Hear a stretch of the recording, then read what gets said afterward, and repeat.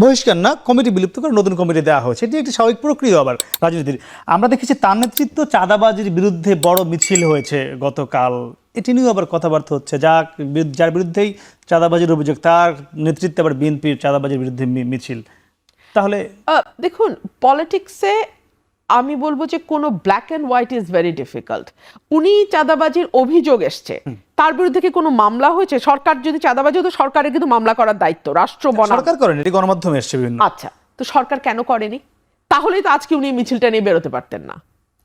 এই যে একটা একটা করে যদি আপনি ঘটনাগুলো দেখেন, সরকার তো চাইছে যে যতটুকু ঘটে প্রোপাগান্ডা হয় তার চেয়ে বেশি। যেহেতু কোনো ব্যবস্থা নেওয়া হয় না, সো কিছু ঘটনা ডেফিনেটলি ঘটে, কিন্তু প্রোপাগান্ডা চালানো হয় তার শতগুণ বেশি। ধরুন আজকে আপনি যে উদাহরণটা দিলেন, এখানে কেন সরকার আইনগত ব্যবস্থা নেয় যদি চাঁদাবাজি ঘটনা সত্য হয়? আর যদি আইনগত ব্যবস্থা না নেওয়া হয়, যদি আইনগতভাবে তিনি মামলা মোকাবেলা করে দোষী সাব্যস্ত না হন, তাহলে আজকে তিনি চাঁদাবাজির বিরুদ্ধে কথা বলতে তো কোনো বাধা থাকার কথা না, তাই না? জি, ভাই যে এনসিপির অবস্থা তিনি আগে বলছিলেন বিরতির আগে কত শোচনীয় অবস্থা আগামী ভোটে হতে পারে, সেই দলকে কেন লাগবে বিএনপির? বিএনপি তো কখনো কারোর জন্য দরজা বন্ধ করেনি। বিএনপি একটা উদার গণতন্ত্র। এখানে দরজা বন্ধ বলেছেন যে জামাতের সঙ্গে জোট হবে না। হ্যাঁ, জামাতের সঙ্গে হবে না, একদম হবে না। আপনাদের সবচেয়ে কাছের বন্ধু, দীর্ঘদিনের সবচেয়ে। হ্যাঁ, দীর্ঘদিন। আবার জামাত তো আওয়ামী লীগের সঙ্গে দীর্ঘদিন পলিটিক্স করেছে।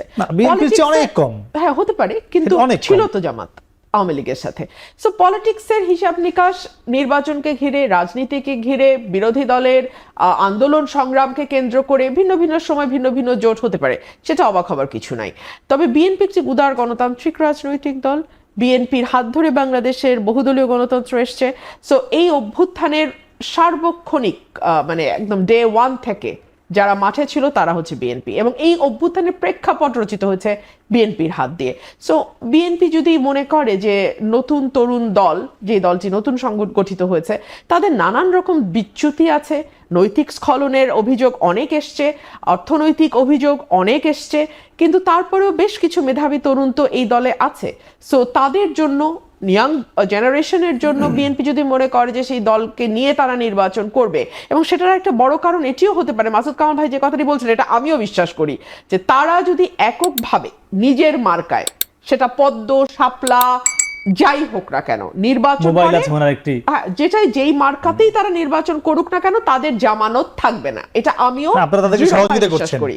সো এই ছেলে মেয়েগুলো কিন্তু হারিয়ে যাবে, they will be just lost. So এই ছেলে মেয়েদের মধ্যে যাদের সত্যি প্রতিভা আছে, তাদেরকে যদি কোনো বড় রাজনৈতিক দল সে সুযোগ দিতে চায়, তারা ভালো করবে। সেইখানে এসে জানতে চাই, আপনি বলছেন যে এনসিপির নৈতিক স্খলন আছে, সেই নৈতিক স্খলনের অভিযোগ বিএনপির বিরুদ্ধে আছে, চাঁদাবাজির অভিযোগ আছে, আবার নতুন করে আজকে নাহিদ বলল যে মুজিববাদের নতুন পাহারাদার বিএনপি, এটিও বলছে। এই যে নেতিবাচক নানান বৈশিষ্ট্য বিএনপির গায়ে লাগলো, হয়তো আগেও ছিল কিনা জানি না, এটি আগামী ভোটে নেতিবাচক প্রভাব পড়বে কিনা, কি মনে হয় আপনার? দেখুন, ভোটকে কেন্দ্র করে একটি দল আরেকটি দলকে মেলাইন করবার চেষ্টা করবে, এটা আমাদের রাজনীতির সংস্কৃতিতে নতুন কিছু না। সো বিএনপির বিরুদ্ধে নানান অদ্ভুত উদ্ভট অভিযোগ আনবে, ধরুন মুজিববাদের কথা, এটা শুনলে স্বয়ং মানে শেখ মুজিবুর রহমান বেঁচে থাকলে উনি হেসে ফেলতেন। বিকজ যেই দলটি গত 15 বছরে তার অসংখ্য নেতাকর্মী হারিয়েছে কেবলমাত্র আওয়ামী লীগের বিরুদ্ধে লড়াই করতে গিয়ে, যেই দলটির টপ লিডারশিপ থেকে শুরু করে একেবারে লোয়ার টায়ার পর্যন্ত আমাদের কোনো হেনস্থা নাই যে হয় নাই, সেই দল নাকি মুজিববাদকে ধারণ করছে। সো এইসব হাস্যকর কথা এখন সোশ্যাল মিডিয়ার যুগ, সামাজিক যোগাযোগ মাধ্যম অনেক স্ট্রং। আমি আপনাকে, যেহেতু আমরা বিশ্বাস করি যে মানুষের ভোটেই শেষ রায় নির্ধারিত হয়, আমি ভোট পর্যন্তই অপেক্ষা করবো। আমি আপনাকে চ্যালেঞ্জ দিয়ে বলছি, এর কোনো প্রভাব যদি ভোটে থাকে আমি সেটা মনে করি না, এটা ফলাফলই বলবে।